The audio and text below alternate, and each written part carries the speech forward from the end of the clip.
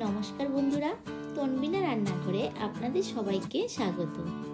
শীতকাল মানে কড়াইশুঁটির পরোটা, কড়াইশুঁটির কচুরি সকালে বা রাত্রের ডিনারে কিন্তু বাঙালির ঘরে ঘরে এটা হবেই হবে।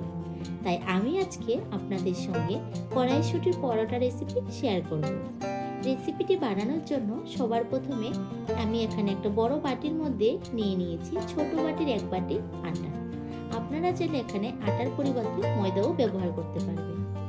এবার এখানে দিয়ে দিয়েছি স্বাদ অনুযায়ী নুন আর খুব সামান্য পরিমাণে একটু চিনি। চিনিটা দিলে এর স্বাদটা খুব ভালো আসে। এবার এখানে দিয়ে দিচ্ছি 2 চামচের মতো সাদা তেল। তেলটা দিয়ে ভালোভাবে আটার সঙ্গে মিশিয়ে নিচ্ছি।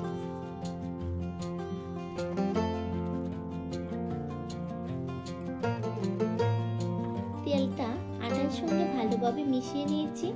এবার অল্প অল্প জল দিয়ে আটাটাকে ভালোভাবে মেখে নেব। আটাটা ভালোভাবে মেখে একটা সুন্দর একটা ডো তৈরি করা হয়ে গিয়েছে। এবার এটাকে ঢাকা দিয়ে 10 মিনিট রেখে দেব। 10 মিনিট এটা রেস্টে রেখে দিয়েছি। এবার এই সাইডে কড়াইশুঁটিগুলি আমি একটা মিক্সিং জারের মধ্যে নিয়ে নিয়েছি। এবার এখানে দিয়ে দিচ্ছি আদা কুচি আর দিয়ে দিচ্ছি কাঁচা লঙ্কা। কাঁচা লঙ্কাটা আপনারা আপনাদের ঝালের পরিমাণ বুঝে এখানে ব্যবহার করবেন। এবার এখানে দিয়ে দিয়েছি 1 চামচ জিরে গুঁড়ো আর খুব সামান্য পরিমাণে একটু জল দিয়ে ভালোভাবে এটাকে পেস্ট করে নেব। পেস্ট করা হয়ে গিয়েছে। দেখুন পেস্টটা কিন্তু খুব ভালোভাবে করে নিতে হবে যাতে যাতে দানা না থাকে। এইবার এই পুরটাকে ভেজে নেওয়ার জন্য একটা ফ্রাই প্যান বসিয়ে দিয়েছি এখানে 2 চামচের মতো সরষের তেল। এবার এখানে দিয়ে দিয়েছি সামান্য পরিমাণে একটু কালো জিরে। পুরনটা হালকা একটু নাড়াচাড়া করে একটু ভেজে নেব। এবার এখানে দিয়ে দিচ্ছি 1/2 চামচের মতো হলুদ গুঁড়ো। হলুদ গুঁড়োটা আমি তেলের মধ্যে দিয়ে দিয়েছি। দিয়ে তেলের সঙ্গে ভালোভাবে মিশিয়ে নিচ্ছি। হলুদ গুঁড়োটা তেলের সঙ্গে ভালোভাবে মিশিয়ে নেওয়ার পর এবার এখানে দিয়ে দিচ্ছি পেস্ট করে রাখা কড়াইশুঁটি। এবার কড়াইশুঁটিটা ভালোভাবে সবকিছুর সঙ্গে মিশিয়ে কয়েক সেকেন্ড এটাকে ভালোভাবে ভেজে নেব। কড়াইশুঁটির পেস্টটা যখন হালকা একটু শুকিয়ে যাবে তখন এর মধ্যে দিয়ে দিয়েছি 1/2 চামচ চিনি আর দিয়ে দিয়েছি স্বাদ অনুযায়ী নুন। চিনিটা যদি আপনাদের কাছে না ভালো লাগে তাহলে এটাকে স্কিপও করতে পারবেন। এবার ভালোভাবে মিশিয়ে নিচ্ছি। কড়াইশুঁটির পুরটা সম্পূর্ণভাবে তৈরি করতে 10 মিনিট সময় লেগেছে। পুরটা তৈরি করা হয়ে গিয়েছে। এবার একটা প্লেটের মধ্যে নিয়ে ঠান্ডা করে নেব। এবার এই সাইডের আটার ডোয়ের ঢাকনাটাও খুলে নিয়েছি। আটার ডোটাকে আমি আরও একবার হাত দিয়ে মেখে নিচ্ছি। মেখে এই বড় ডোটা থেকে মিডিয়াম সাইজের লিচি কেটে নিচ্ছি। একটা লিচি হাতের মধ্যে নিয়ে ঘুরিয়ে ঘুরিয়ে এটাকে বাটির শেপ দিয়ে দিচ্ছি। বাটিটা তৈরি করা হয়ে গিয়েছে। এবার এর ভিতরে কড়াইশুঁটির পুরটা দিয়ে দিচ্ছি। আর যখনই আটার ডোটা মাখবেন তখনই কিন্তু ডোটা একটু শক্ত করে মাখলে এক্সট্রা কোনো বাটিটা তৈরি করতে আটা ব্যবহার লাগে না। এবার পুরটা দিয়ে ভালোভাবে চারিদিকে মুখটাকে বন্ধ করে দিচ্ছি। চারিদিকে মুখটা বন্ধ করে হাতের মধ্যে একটু ঘুরিয়ে নিলে হয়ে যাবে।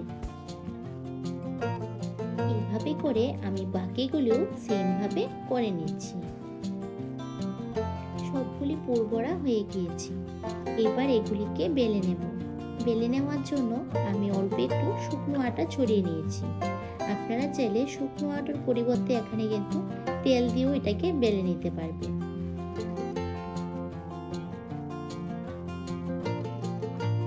আর যখন এগুলি বেলবেন তখন কিন্তু খুব হালকাভাবে এগুলিকে বেলে নিতে হবে, না হলে ভিতরের পুরটা বেরিয়ে আসবে।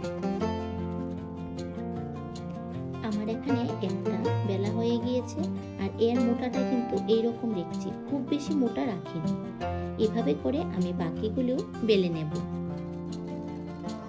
সবগুলি বেলা কমপ্লিট হয়ে গিয়েছে। এবার একটা ফ্রাই প্যান বসিয়ে তেল ছাড়া এগুলিকে খালি প্রথমে সেঁকে নেব। আমার এখানে তেল ছাড়া সবগুলি পরোটা সেঁকা হয়ে গিয়েছে। এবার তাওয়াটাকে একটা টাওয়াল দিয়ে ভালোভাবে মুছে নেব। যেহেতু বেলার সময় শুকনো আটা ব্যবহার করেছি, তার জন্য ভালোভাবে এটাকে মুছে তেল দিয়ে সেঁকলে পরোটাগুলি খেতে ভালো হয় আর পুড়ে যাওয়ার চান্স থাকে না। এবার এখানে দিয়ে দিয়েছি 2 চামচের মতো সাদা তেল। তেলটা একটু গরম করে নিচ্ছি। তেলটা গরম হয়ে গিয়েছে, এবার পরোটাটা এর মধ্যে দিয়ে দিচ্ছি। পরোটাটাকে উল্টে পাল্টে দুইটা সাইডে ভালোভাবে ভেজে নিয়েছি। এবার একটা তুলে প্লেটের মধ্যে নিয়ে নিচ্ছি। এইভাবে করে আমি বাকিগুলি তেল দিয়ে ভালোভাবে ভেজে নেব। আপনারাও বাড়িতে শীত থাকতে থাকতে এইভাবে খুব সহজে কড়াইশুঁটির পরোটা বানিয়ে সকালে জলখাবারে বা রাত্রে ডিনারে করে দেখুন, ভীষণ ভালো লাগবে আর সময়ও কিন্তু খুব কম লাগে। আমার এখানে সবগুলি পরোটা ভাজা কমপ্লিট হয়ে গিয়েছে। আমি আজকে কড়াইশুঁটির পরোটাগুলি চিকেন কষার সঙ্গে সার্ভ করছি। আপনারা চাইলে আলুর দম, কড়াই পনির যে কোনো সবজির সঙ্গে খেয়ে দেখবেন, খুবই ভালো লাগে। আর ময়দা থেকে কিন্তু আটা দিয়ে কড়াইশুঁটির পরোটা বানালে খুবই সফট হয়। এবার আপনাদেরকে একটা ছিঁড়ে দেখাচ্ছি কতটা সফট হয়েছে, আর পুরটাও কিন্তু খুব সুন্দরভাবে দেখা যাচ্ছে। আপনারাও বাড়িতে বানিয়ে ট্রাই করে কমেন্ট করে জানাবেন। আর আমার চ্যানেলে নতুন বন্ধু হয়ে থাকলে প্লিজ চ্যানেলটি লাইক শেয়ার সাবস্ক্রাইব করে ভিডিওটি সম্পূর্ণ দেখার জন্য অনুরোধ রইল।